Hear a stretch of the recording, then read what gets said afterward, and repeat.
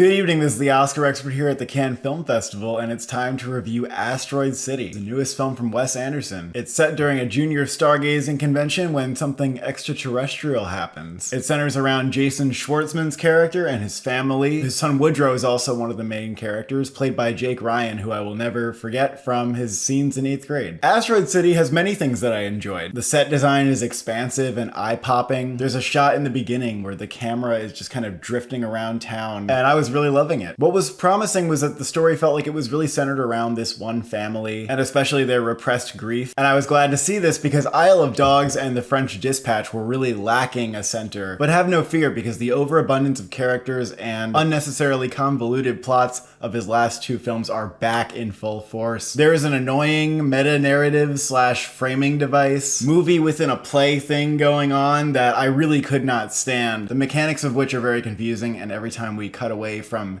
Asteroid City, it is just a huge momentum killer. They come together in a very bizarre way at the end of the movie that had me completely checked out. By the time everybody started chanting, I was like, literally, what movie am I in? The little tiny sliver of dramatic heft that this movie had was completely gone by the end. Asteroid City is a bunch of stiff-ass characters asserting that they're dealing with grief and the unknown, while the movie makes no effort to explore that in an interesting or human way. Every actor is just contorting themselves to fit Wes Anderson's rigid sensibilities of how the human dolls in his playhouse talk. Sometimes the dry delivery is really funny, but when it comes to hitting any of the marks dramatically, the movie is miles off. I don't express my grief, I'm just a lonely, sad, fucked up person in a lonely, sad, fucked up world, and I do Wes Anderson-style deadpan delivery in order to avoid dealing with my emotions. I don't know what's going on in this confusing world, but me saying that the world is confusing is a profound and beautiful observation. The last time I felt something deeper for a Wes Anderson character was in Moonrise Kingdom. Budapest Hotel, I thought that Ralph Fiennes was an interesting character, but I didn't care about him. I would say the same about Fantastic Mr. Fox, Royal Tenenbaums' Life Aquatic, Darjeeling Limited. I think that there's genuine heart in those movies. And if you watch some of his older stuff, you'll see actors actually acting and forming an interesting character rather than just trying to be as stiff as possible to please the director. Whether that's Bill Murray in Life Aquatic or Gene Hackman or really any of the actors in Royal Tenenbaums. Now, I just dropped